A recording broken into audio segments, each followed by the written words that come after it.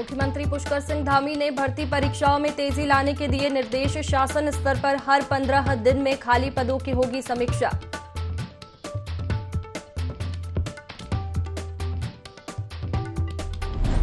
मुख्यमंत्री पुष्कर सिंह धामी ने सचिवालय में आयुष शिविर का किया शुभारंभ। कहा, आयुष का केंद्र रहा है उत्तराखंड।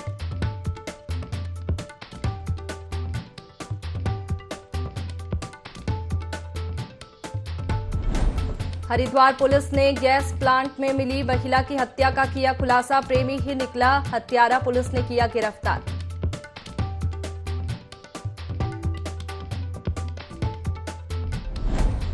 नशे के खिलाफ चलाए जा रहे ऑपरेशन क्रैकडाउन।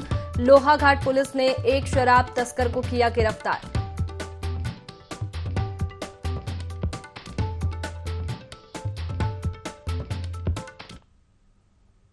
नमस्कार, देवभूमि देख रहे हैं आप। मैं हूं आपके साथ में वैष्णवी और खबर की शुरुआत करेंगे देहरादून से, जहां सीएम ने भर्ती परीक्षाओं में तेजी लाने के निर्देश दिए हैं। शासन स्तर पर हर 15 दिन में समीक्षा की जाएगी। सभी विभागों से रिक्त पदों का जल्द ब्यौरा मांगे। तदर्थ और आउटसोर्सिंग के माध्यम से नियुक्तियां की जाएंगी। सभी भर्ती प्रक्रियाएं पूर्ण पारदर्शिता से की जाए।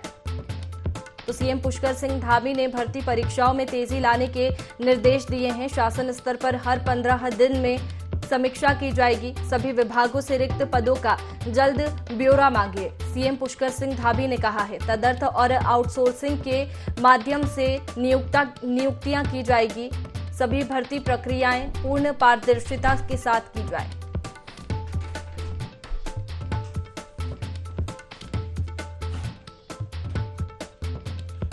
तो देहरादून से ये खबर है, जहां सीएम ने भर्ती परीक्षाओं में तेजी लाने के निर्देश दिए हैं। शासन स्तर पर हर 15 दिन में समीक्षा की जाएगी। बता दें कि सीएम पुष्कर सिंह धामी ने कहा है कि सभी विभागों से रिक्त पदों का जल्द ब्यौरा मांगे और इसके साथ ही तदर्थ और आउटसोर्सिंग के माध्यम से नियुक्तियां की जाएंगी। सभी भर्ती प्रक्रियाएं पूर्ण पारदर्शिता से की जाए।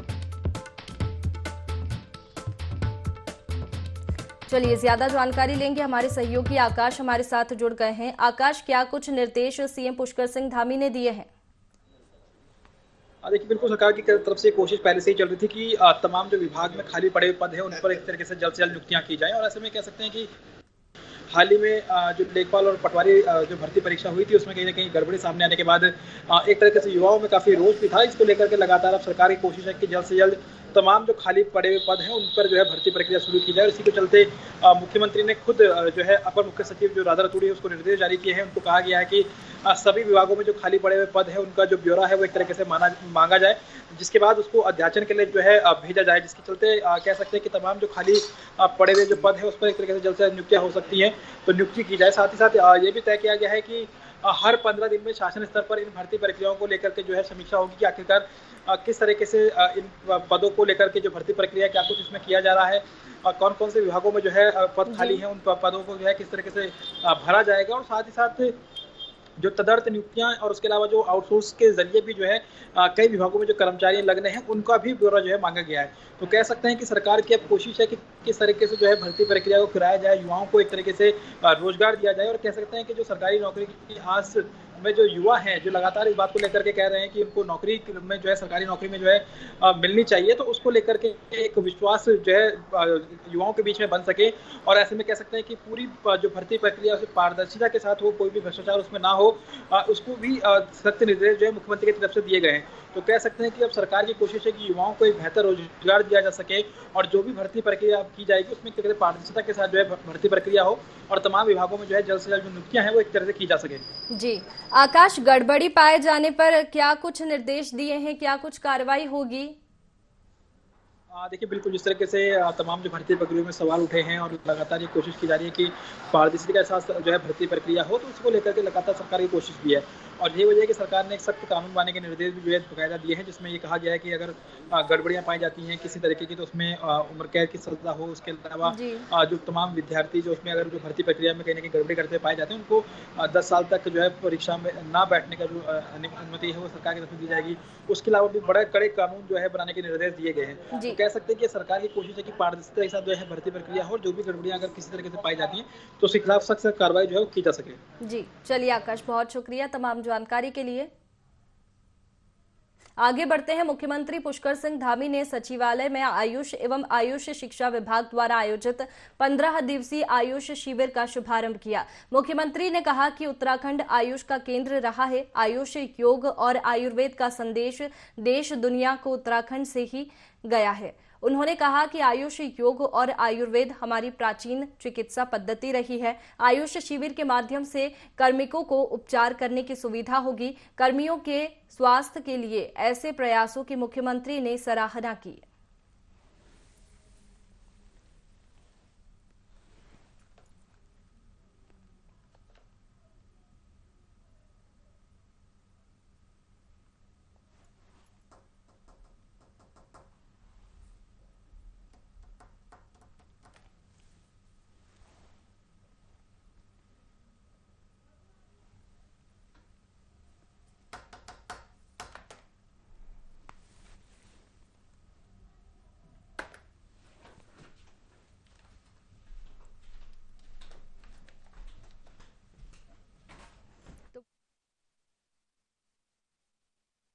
आयुष शिक्षा विभाग द्वारा आयोजित 15 दिवसीय आयुष शिविर का शुभारंभ किया। मुख्यमंत्री ने कहा कि उत्तराखंड आयुष का केंद्र रहा है। आयुष, योग और आयुर्वेद का संदेश देश दुनिया को उत्तराखंड से ही गया है।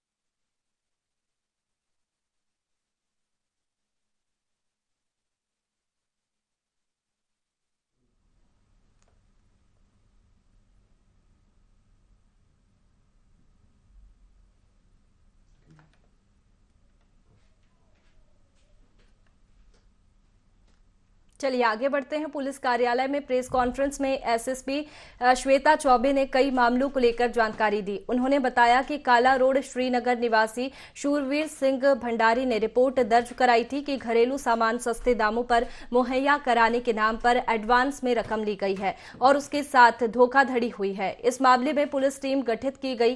कड़े प्रयासों के बाद पौड़ी पुलिस ने आरोपी को तमिलनाडु के त्रिची तांबरम से गिरफ्तार करने में सफलता पाई है।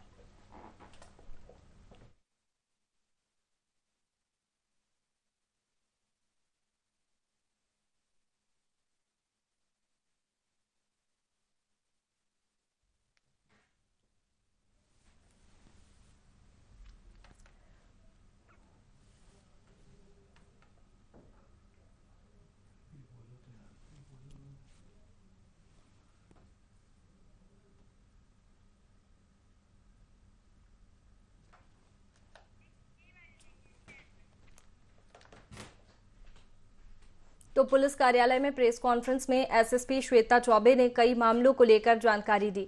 उन्होंने बताया कि काला रोड श्रीनगर निवासी शूरवीर सिंह भंडारी ने रिपोर्ट दर्ज कराई थी।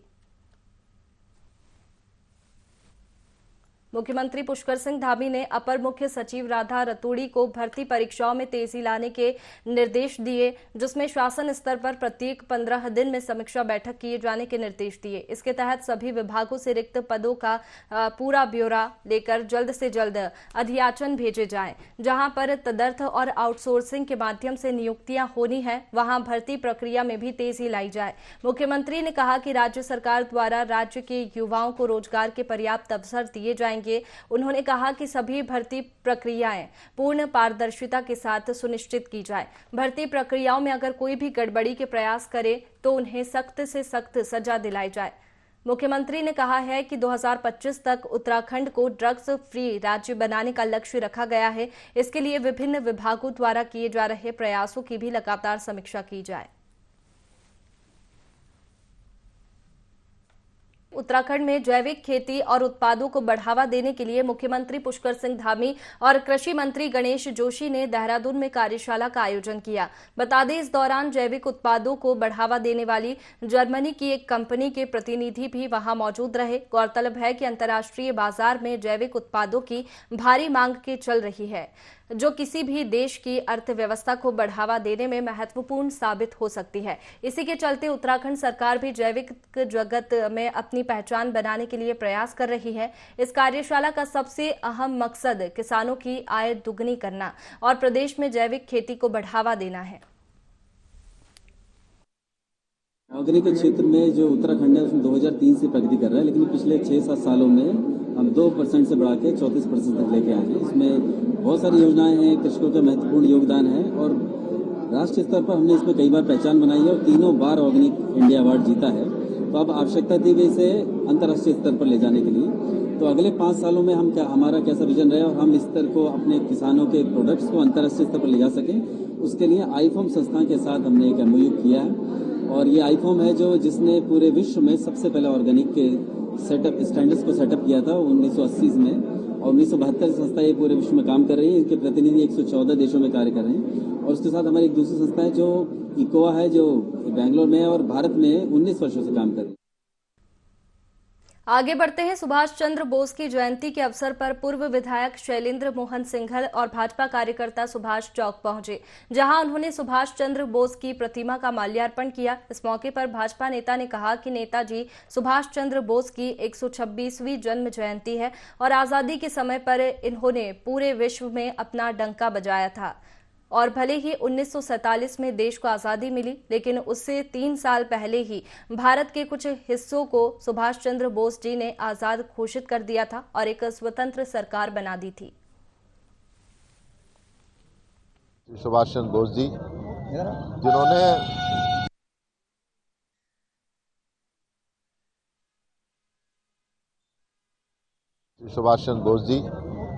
जिन्होंने पूरे विश्व के अंदर अपना, जब ये आंदोलन चल रहा था भारत की स्वतंत्रता का, पूरे विश्व में अपना डंका बजाया।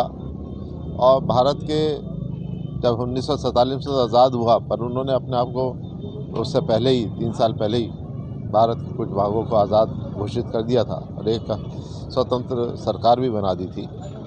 तो उनके ऐसे महान व्यक्तित्व के आज जयंती है, सब लोग उनको याद कर रहे हैं। और जो उनके अंदर हौसला था, सबको संगठित करने की क्षमता थी, उसको हम सब अगर उसका आचरण करेंगे तो हमारा देश भी और मजबूत होगा।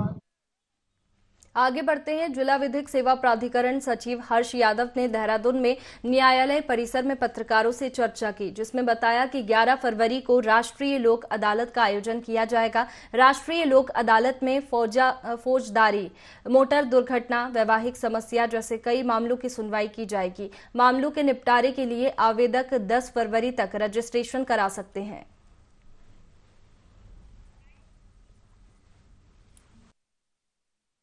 राष्ट्रीय लोक अदालत 11 फरवरी 2023 को आयोजित होगी।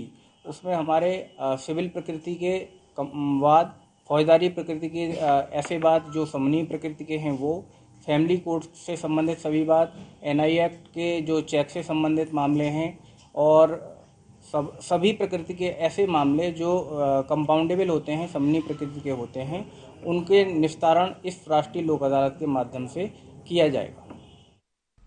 टनकपुर में रोडवेज कर्मी अपनी विभिन्न मांगों को लेकर धरने पर बैठे हैं, जिसके चलते लोहाघाट के रोडवेज डिपो से बसों का संचालन ठप पड़ गया है। वहीं यात्रियों को काफी दिक्कतों का सामना करना पड़ रहा है। यात्री टैक्सियों और ट्रकों से यात्रा करने को मजबूर है। लोहाघाट डिपो के AGM गौतम ने बताया कि आज सिर्फ एक बस का संचालन हो पाया है। रोडवेज कर्मियों को समझाने का काफी प्रयास किया गया, पर धरना लगातार जारी रहा, जिसके चलते अब बसों के संचालन की व्यवस्था की जा रही है ताकि यात्रियों को परेशानियों का सामना न करना पड़े। बता दें कि कर्मियों ने 31 जनवरी से अनिश्चितकालीन कार्य बहिष्कार की चेतावनी भी दी है। से खड़े हैं यहाँ, एक बस भी नहीं आई, 2 बस आई, बेचारों ने रोटी भी नहीं थी, छोटा बच्चा भी है साथ में, सुबह से बहुत ठंडा भी हो रहा है, बहुत दिक्कत का सामना। हाँ, हम यहीं हुए हैं, सुबह से बैठे हैं भूखे प्यासे, बच्चा भी भूखा ही है, 4 घंटे हो गए। कर्मचारी द्वारा कुछ मांगों को लेकर मुख्यालय स्तर में नोटिस दिया था, जिसके संबंध में आज कार्य बहिष्कार पे है। काफी समझाने का प्रयास किया, कर्मचारी अडिग रहे कि जब तक हमारी मांग पूरी नहीं होगी हमारी रोज 15 बसें जाती हैं, अभी 10 बजे तक 6 बसें जानी, जिनमें एक ही जा पाई अभी। स्टाफ को समझाने का प्रयास किया जा रहा है, कार्य बहिष्कार न करें, अपने कार्य पर लौटे, ताकि जनता को निगम सुविधा मिल सके, यात्रा सुविधा मिल सके। रेस कोर्स में संदिग्ध परिस्थितियों में 2 शव मिलने से हड़कंप मच गया, जिसकी सूचना मिलते ही पुलिस प्रशासन मामले की तफ्तीश करने पहुंचा, जहां मौके से जहर के 2 इंजेक्शन मिले हैं। बता दें कि अब तक की जांच में ये मामला प्रेम प्रसंग से जुड़ा बताया जा रहा है। एसपी सिटी सरिता डोभाल का कहना है कि पुलिस लगातार मामले की शिनाख्त कर रही है, वहीं दोनों शव को पोस्टमार्टम के लिए भेजा जा चुका है। एक घर में एक लड़का और लड़की द्वारा सुसाइड किया गया है। इस संबंध में पुलिस मौके पर पहुंची है, फिर यूनिट की टीम है, फोटोग्राफी की गई है और उसके बाद बॉडीज को पोस्टमार्टम के लिए भिजवाया गया है, अग्रिम कार्रवाई की जाएगी। एक घर में एक लड़का और लड़की द्वारा सुसाइड किया गया है। इस संबंध में पुलिस मौके पर पहुंची है, फिर यूनिट की टीम है, फोटोग्राफी की गई है और उसके बाद बॉडीज को पोस्टमार्टम के लिए भिजवाया गया है, अग्रिम कार्रवाई की जाएगी। चलिए आगे बढ़ेंगे। देहरादून के डीएम सोनिका ने अपने कार्यालय में जनता दरबार लगाया, जहां उन्होंने कुल 72 मामलों पर सुनवाई की। डीएम ने बताया कि उन्हें बिजली, पानी, आपदा जैसी शिकायतें मिली, साथ ही कुछ पुराने मामले भी सामने आए जिन पर काम नहीं किया गया, जिसे लेकर डीएम ने अधिकारियों को मामलों पर तुरंत कार्रवाई करने के सख्त निर्देश दिए गए, ताकि आम जनता को दिक्कतों का सामना न करना पड़े। रेगुलर प्रोसेस है, कुछ में जैसे मैंने पहले भी कहा कि निस्तारण हो जाता है, लेकिन जो एप्लीकेंट है वो संतुष्ट नहीं होता है तो दोबारा आते हैं। हमेशा 2 या 3 केसेस ऐसे होते हैं जो पहले निवारण हो गया लेकिन वो संतुष्ट नहीं है, तो फिर बता दिया जाता है कंसर्न डिपार्टमेंट्स को कि इसको एक बार दोबारा देख लें और कोशिश करें कि एप्लीकेंट भी संतुष्ट हो जाए। चलिए आगे बढ़ते हैं। लोहाघाट के घाट एनएच से पिथौरागढ़ रोड पर सामान से भरा टैंकर अनियंत्रित होकर पलट गया, जिसकी वजह से वाहन चालक को गंभीर चोट आई है। बता दें आसपास के लोगों ने घायल को बड़ी मुश्किल से बाहर निकाला। साथ ही लोहाघाट पुलिस और एम्बुलेंस को घटना की सूचना दी, जिसके बाद पुलिस ने घायल चालक को उप जिला चिकित्सालय पहुंचाया, जहां डॉक्टर ने इलाज के बाद युवक की हालत खतरे से बाहर बताई। वहीं इस दुर्घटना में कैंटर और उसमें रखे सामान को काफी नुकसान पहुंचा है।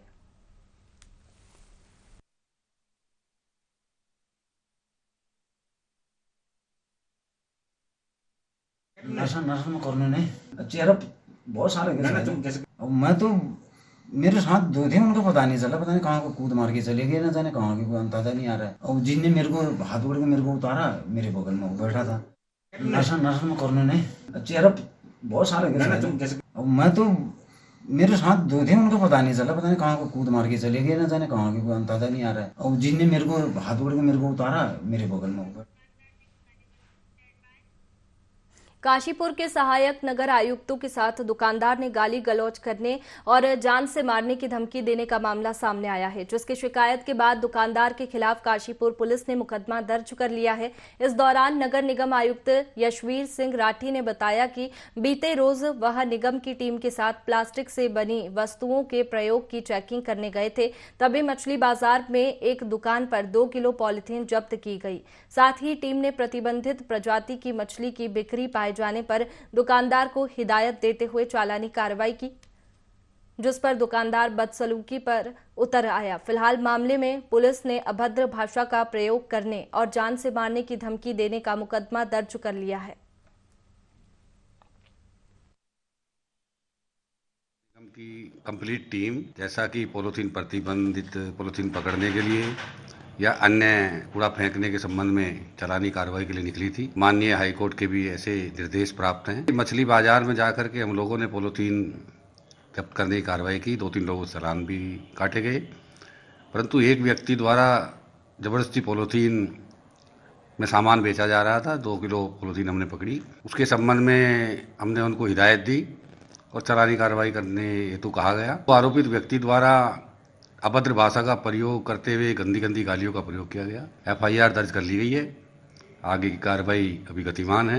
नगर निगम के SNO महोदय की तरफ से हमारे पास प्रार्थना पत्र आया है, जिसमें हमने जांच करवाई। तो प्रार्थना पत्र में उनके द्वारा बताया गया है कि किसी व्यक्ति के द्वारा जब वो बाज़ार में चेकिंग कर रहे थे और पॉलीथीन अवैध पॉलीथीनों के संबंध में चालान कर रहे थे, तो उनके साथ अभद्रता की गई है। उनके सरकारी कार्य में करते समय रुकावट डाली गई है, जिस संबंध में थाने में अभियोग पंजीकृत कर लिया गया है और विवेचना में तथ्यों के आधार पर अग्रिम कार्रवाई की जाए।